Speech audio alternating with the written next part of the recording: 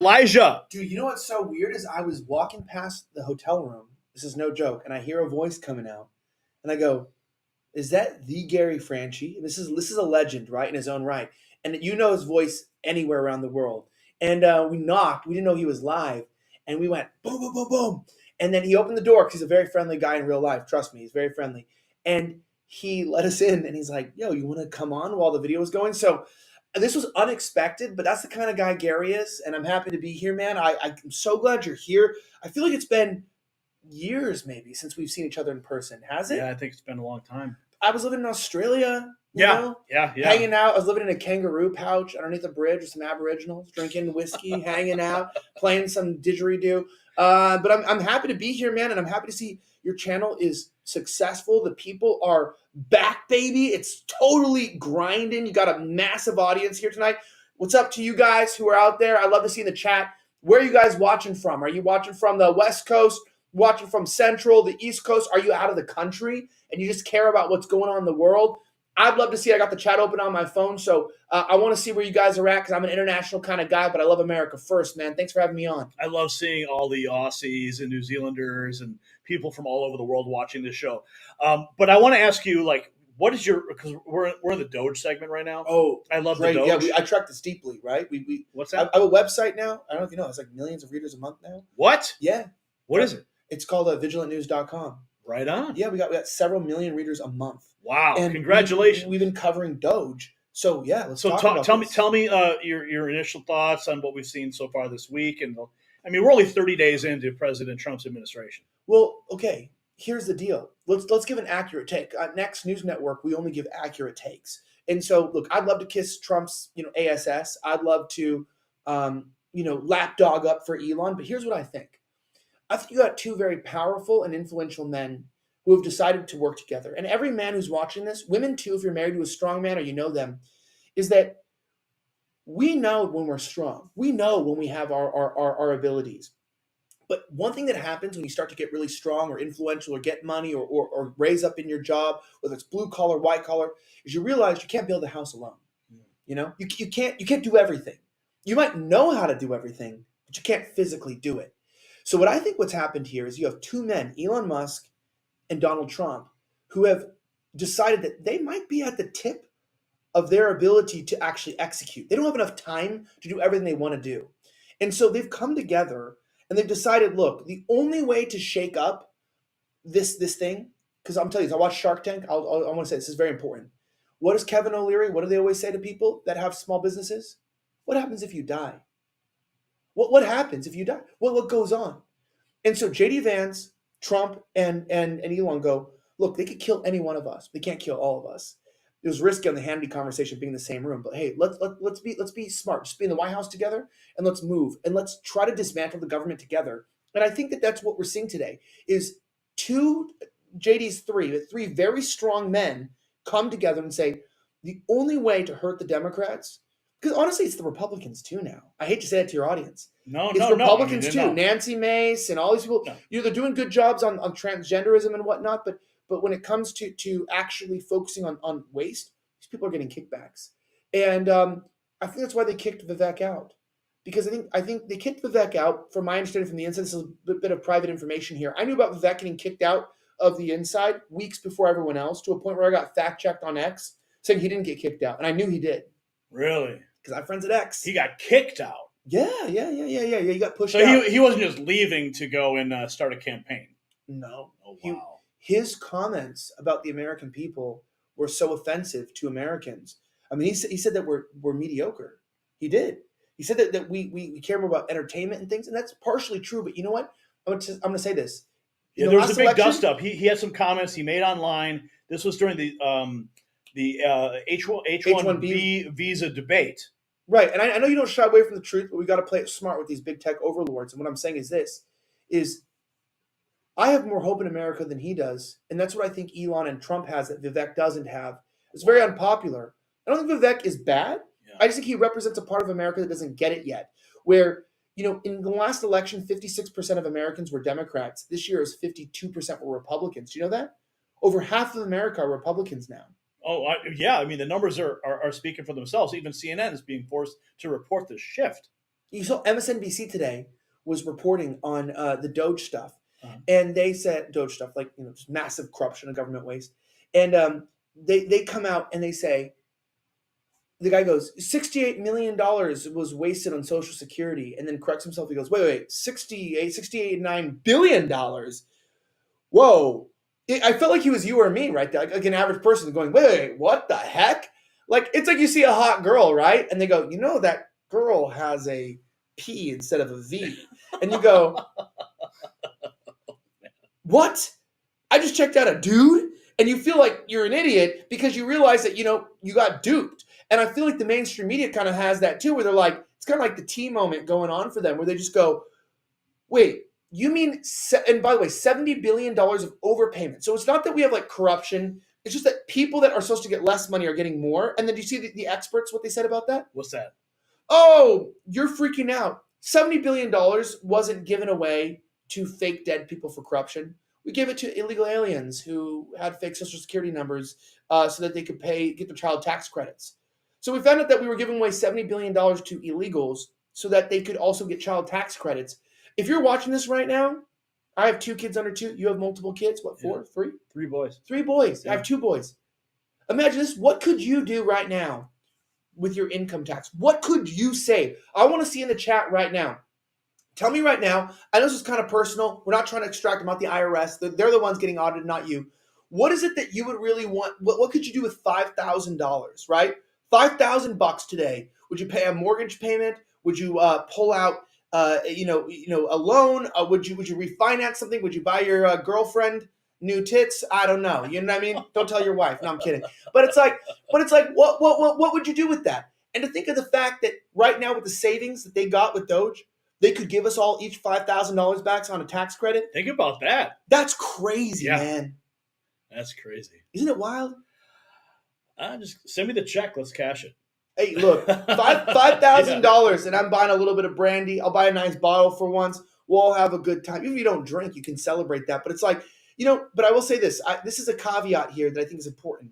What do I think about it? I think this. I think for the first time in our lives, which we never have, we'll either have Rand Paul or we'll have, somebody else out there, including Trump or his sons, one guy sort of, appropriating what he wants to do with the country. I think we have 2 guys who are in a competition, and I love a good 2 strong men in competition. And this is why I'm different than the mainstream media and the Trump pro-Trump crowd. They're like, no, there's no competition. They're completely in sync. I don't think they are, but I don't think it's a bad thing. I think you have 2 very rich, very wealthy, very legacy-focused men with a lot of children who want to leave a damn good impression on the rest of the country. And then you impress each other, and they need to make sure that they're both pushing the limit of what they can do. And I think that's a very good thing to have 2 strong men. We got to get back to that. Strong men in society working together, like you and I. We have 2 different shows, 2 different networks, 2 different jobs, 2 different employees, whatever, many different employees. But the key thing is what? We have the same mission. It's to see America made great again. And I do feel like the first Trump, we had Trump by himself. The second Trump, we had Trump against everyone. But this Trump right now, we have Trump with Elon. And I know the Qatari family, the Saudi Arabian family are worth more, behind the scenes. Vladimir Putin's worth more. He's worth like, 13 trillion or whatever, the whole GDP and oil that's going on there. But in terms of cash, liquid value, trading assets in the main system, Elon Musk is the richest person, and he's on pro-Team America. Do I trust him long term? I don't trust anyone long term. But do I like what's happening now? Yeah. Yeah. So do I. We're going to get a steady shot from him. Elijah, it's good to see you. Yeah, you know what, man? I was going to say this. Gary Franchi single-handedly gave hope to the independent creators. I'm going to tell you this right now. Listen, do you know how bad the YouTube landscape is? Right now, we have a YouTube channel with 550,000 followers.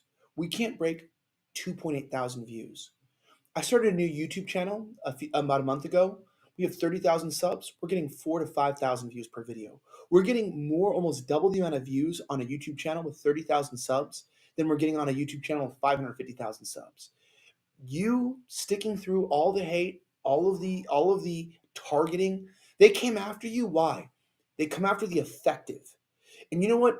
You have every reason to look, I know we got to be careful in terms of service, but you could have, you know, the pressure you're going to with 3 boys, a wife, all that stuff. I mean, it's enough to make a grown man want to end it all. And that's what these companies do. They put pressure on you to make you want to stop living. We never stopped, Elijah. We You never never stopped. We stopped. kept going. We pushed through. I mean, we sold personal assets, and our viewers came through multiple fundraising drives, raising hundreds of thousands of dollars to keep us going. We couldn't do it without their support, and It was everyone here. And I got to say this. I want to tell us from the outside looking in. I was living in Australia. My family's Australian. I'm an American citizen. I'm also a resident of Australia, but my kids are dual citizens there.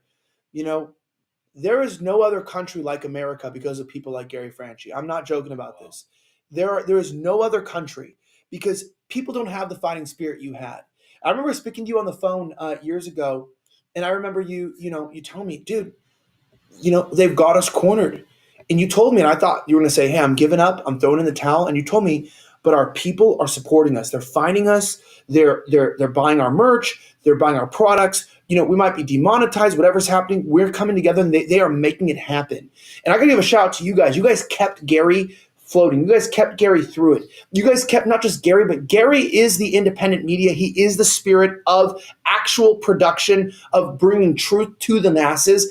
And by the way, if you're watching this, you're a new viewer, you might not have been around for these dark times, but when the great forces of big tech, before Mark Zuckerberg was cool and wearing chains like this, before he was a boss. By the way, this is my friend's chain, so it's not mine, but I just thought it was cool, so I put it on. But you got the chains on, you got the phones, you're hanging out. When they were coming down, you know how many friends I had quit? Dozens of friends quit because it was hard. But you guys kept Gary going, and being here tonight and seeing you guys all show up, seeing you guys sit here, put your comments in, your super chats, support, engage, and watch, and seeing your support for Gary, it makes me want to cry a little bit, but I'm not gay, so I won't cry. I could be gay, though. It's popular in 2025. It's very popular, especially for Democrats. David Hogg, I heard, is a Democrat vice chair. Oh, yeah. Being gay is very popular. So, but I meant it's good to see you thriving and succeeding, and I'm damn well pretty happy to see you here, and I hope your wife and kids are good. We're good. I don't know if people can hear. I'll speak loudly because I know there was some sound problems. Guys, check this out. So this is how bad censorship is on YouTube, and I want you to listen. Gary, check this out. Listen how bad it is. So I just mentioned we had a YouTube channel with 500,000 subs, hasn't gained a sub in 3 years. And I thought, I got so discouraged. Maybe this is you right now. Maybe you've got a car shop you're going to. Maybe you're around and you're trying to be a stay-at-home mom and you've got eggs to buy and it's expensive. And you've got these trials in front of you where you're thinking, man, am I messing up? And you could be. We can all be improving. But the system is rigged and it's really, really hard right now. But you can't sit there and be a Black Lives Matter, recipient. You can't sit around and be an LGBTQ complainer. And you can't be a lame duck Republican who, said that J6 was real or whatever's going on in the past. You've got to be a fighter. And I went, you know what? I'm so tired of this. I believe our content is good. And so check this out. We started a new show called Almost Serious on YouTube. It's called Almost Serious. And it's almost serious, right? It's almost. We're having real conversations. You guys should check it out. Slightly offensive and almost serious. Yeah. I love the names of these shows you come up with. It's almost, and we have slightly offensive too, but we go, okay, they blocked our slightly offensive search. So if you type in slightly offensive, it brings up slightly offensive bowling animations. I'm not joking. Check it out. It's not even, you can't even find it in search. Nope. Slightly offensive bowling animations.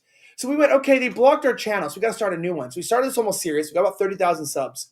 We're already double the views per video than we were with 500,000 subs, with only 30,000. And I went, you know what? I think that our content still hits well. And we put a few episodes of the show out. We got 4,000 or 5,000 views. That's great on 30,000 subs, right? This is fantastic. Let's see if people still want to watch this. Because somebody told me they wrote me an email. People don't want to watch the show because this is what I'm saying. You might be doing something. You get a lot of negative family members tearing you down. You have a business plan. Maybe you're trying to restore your marriage or something. And then people are like, oh, you can't do this. You got a lot of negative feedback, right? And we got to get past the negative energy, the negative feedback. We got to be positive but realistic. And I went, you know what? No, I don't believe this. So we put one episode, Gary, one episode of the new show, Almost Serious, on Rumble. 103,000 views in 24 hours. For only one episode, first episode, 6-figure views from with no previous viewership. That, my friend, Wait a second. is a show people want to watch. Wait. You're telling me you put one video, the first video on that specific channel? No, or was the first of that episode, and we weren't getting that. We were getting like 20, 30,000 views on the other shows. We just put this episode up, and you know what? And we know because it's a brand new channel. Got 30,000 subs in 1 month. By the way, in 1 month, it's been out for 1 month, Gary. 1 month, and got 30,000 views in 30,000 subs in 1 month. And we put it out. It's a real conversation with dissident right people about real things, but following the terms of service. So we're playing it smart, and we have big names. You know, a lot of people have agreed to come on. You know, from Andrew Tate all the way to some of the biggest names in conservative media are already signed up. They already booked their travels booked. But guys, if you're on YouTube, please support another independent media channel. It's called Almost Serious. Look it up. It says AS with an asterisk because we're a little bit censored. Check it out and please support. And by the way, if you're watching clips of this or you're my audience and you're here for me, subscribe right now to Gary's channel. If you're a casual viewer, I bet you only 20% of you guys are subscribed to this channel. Make sure that you actually hit the subscribe button and like this video. It's so important you do that. You don't get it, man. Gary doesn't need you to buy his products and he's the advertising. He doesn't need you to sign up for his memberships. Look, that's all really great, and we love everyone who's like super involved in that. But you've got to look right now and realize it is free. It doesn't cost you anything. And signing up and just hitting that follow button doesn't cost you. Hitting on that notification bell and that like, it's 3 steps. And it changes the prospect of this channel. And YouTube has to listen. They listen to what's popular. And when you guys all do that right now, it boosts the algorithm. And this video will do better. And the truth will set people free. God said that you shall know the truth. And the truth shall set you free. And those who are free indeed. And I want to share that with people because I stuck through it too. But Gary, we made it through the dark ages because of you, you know? So thank you. Wow. Yeah, it's been dark ages indeed. The last 23, 24 months have been a living hell. Literally. But we made it through. We have a new president who's pushing back on the censorship. You know, we have the state of Texas behind us. We submitted a Public Information Act request to the state of Texas. I just got the email last night, literally. They see that? I have a copy. I want to see. They're about to release all the documents to me. 637 documents I'll be receiving soon, and we're going to be going through those, trying to figure out exactly what happened. They're withholding some of those documents with respect to what Google's claiming are trade secrets. So I'm sure a lot of that can be challenged, but we're going to wait and find out and see exactly what's in those documents, and hopefully we can help a lot of people with what we can glean from that. So we're going to continue to fight. We never gave up, right. And you know, everyone's out there continuing to support us. You saw the channel on the screen. It's called Almost Serious. It's ridiculous, but it's good. I love it. I mean, the creative mind over here with this guy, Elijah Schaefer. You're coming on, by the way. We're gonna fly you out. We want to bring you out, and your team and your wife, and come hang out. Wow. Okay. We'd love to have you, man. And we'd love to. You know why? First class only, though. Well, we're almost serious. So we're almost serious. First class is serious. We'll give you a $78 credit to Spirit Airlines. Oh yes, put me on Spirit. You can grab a Doritos bag and pass it back. Pull a couple chips out. Don't put me on Spirit. No. I'd put you on first class easy, man. I just don't know about the whole family because for today as of right now it's like $30 for some eggs, right? I mean, and it's not Trump's fault. We got to talk about that for a second. I don't know if you're on the segment here, but it's not Trump's fault. People don't realize that we talked about this today. My assistant producer's here. I believe this. Ready for this? The first 6 months to a year of a president's tenure is undoing what the previous president did for good or for bad. Yeah. So this is crazy because I sound like a socialist, but Obama was handed a pretty bad economy and a very, very bad presidency. We had war on terror. We wasted trillions of dollars. We had the Patriot Act, right? We kind of came in. So he was undoing bad stuff. That's why I'm not, fully Republican, because Bush was not a net benefit. I'm a nationalist. I want America first, the people first, right? Yeah, You, me, absolutely. and I. So I'm not a racist. It's like I want, whether you're black or white or Asian, whether you're gay or straight, I want you, if you love this country and you care, I want you to have a platform, and I want you to understand that, look, we can all work together. My personal views aside, politically, we can work together. However, I'll tell you this. Biden came in, dismantled the good. He took good things like the stay in Mexico policy, right? He took good things like the trajectories, like tax cuts, and changed them. But Trump coming in, it's already so good, but it's going to get so much better. Yeah. And this, he's working with what he had.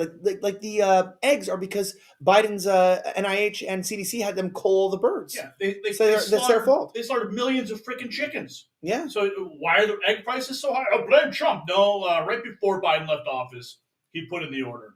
Did you see, by the way, the $20 billion embezzlement from Biden? Which one was that? Citibank?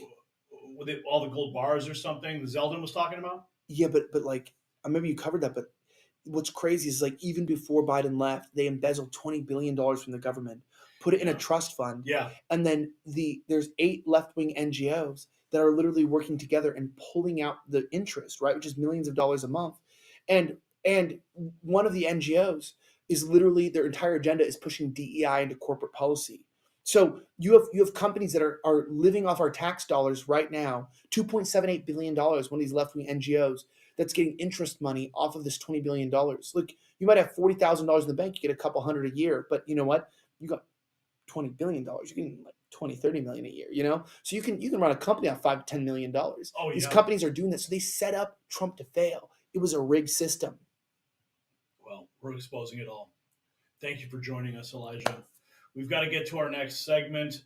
And Mongoose is like, Gary's vocal cords are getting some rest. Not for long, folks, because we've got to get down to the border where it is all going down.